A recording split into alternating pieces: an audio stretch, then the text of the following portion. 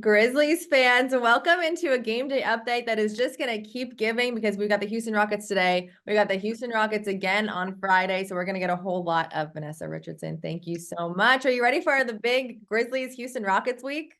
I am ready. I am ready. We are here and then we are walking in Memphis. Sorry, that was a lame joke, but we will be in Memphis and we will play the Grizzlies after this game. 10 feet off of Beal. Ooh, good Okay, song though. so I Good think song. the big storyline, other than Dylan Brooks, Vanessa, is Right. the Grizzlies are 5-6 on the road, right? So they're really doing okay on the road.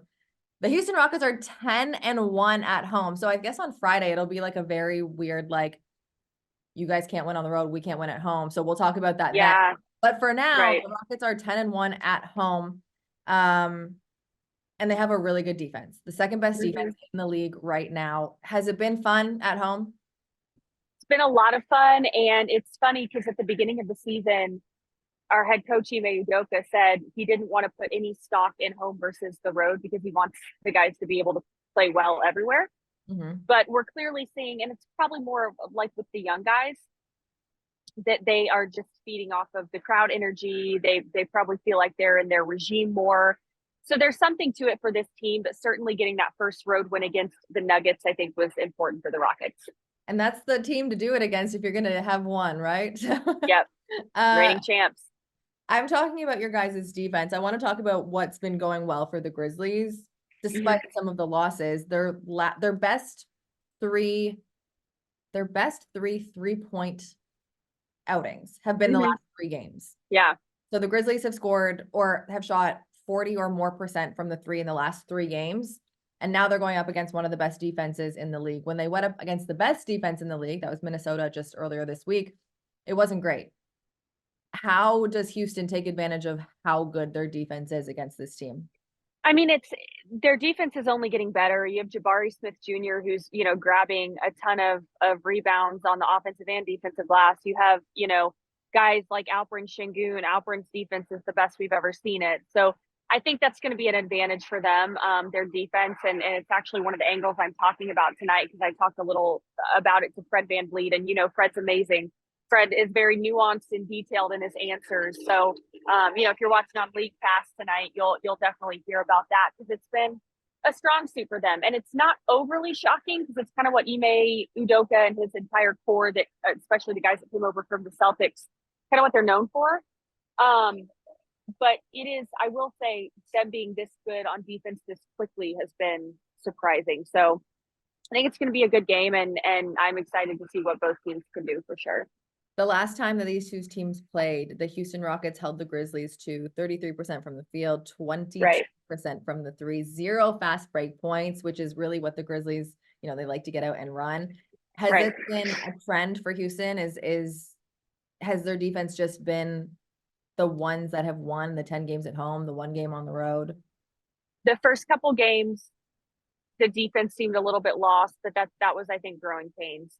But yeah, I mean, on at home, I think they have the mindset of, and the guys have said it, defend home. Mhm. Um, it's funny because against the Spurs, the Rockets defense, the Rockets couldn't make shots. Now, luckily, the Spurs couldn't either, but it was that defense that really carried them. And then this, like, Tari Eason had the flu, yet had like an unbelievable game.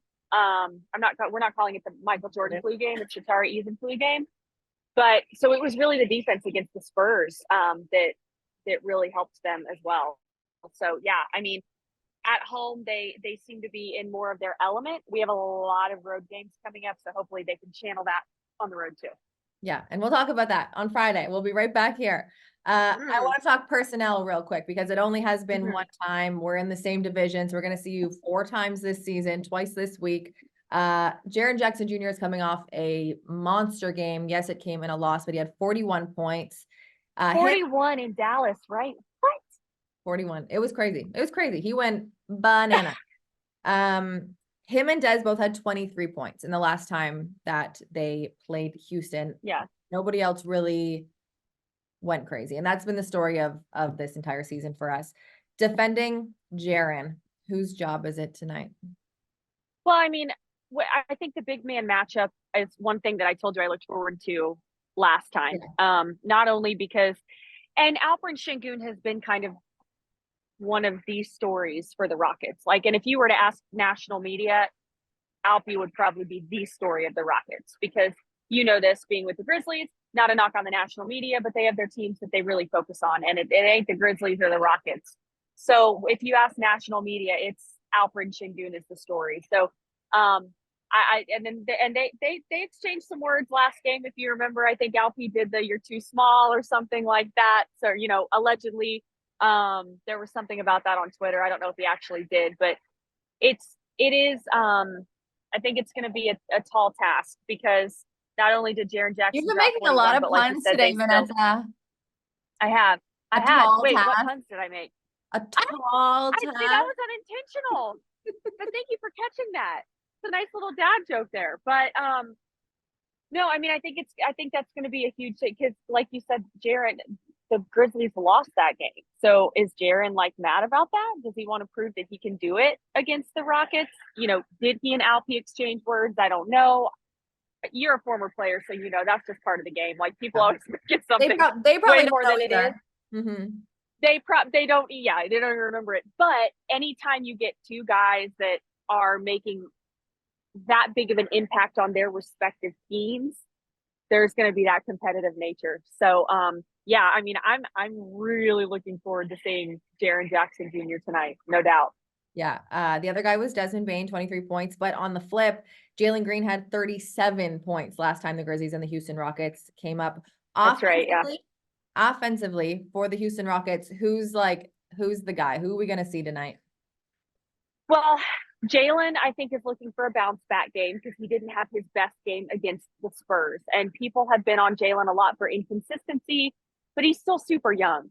So I think that since he didn't have his best game against the Spurs, maybe tonight could be a night where he feels that confidence. Like you said, he was great against the Grizzlies last time out. So I think it could be him. But you know what? We've seen Dylan Brooks get hot. Like, we have seen offensively, we knew what he would bring defensively. That was never a question. But offensively, I don't know if the statistic remains, but he was shooting his most efficient season ever since his rookie year. So could it be Dylan? I mean, I think it certainly could be Dylan in Memphis, because he'll have that extra juice. Could it be Jalen with a bounce back game? It could, of course, be Alperen Şengün, who they are running their offense through a lot. Mm-hmm. All right. Well, there's a lot of options. And I have a feeling that although we only mentioned Dylan a little bit in this game day update, the next one on Friday is going to be. Oh, all right. I just have this sneaking suspicion. Yeah, a little bit, right?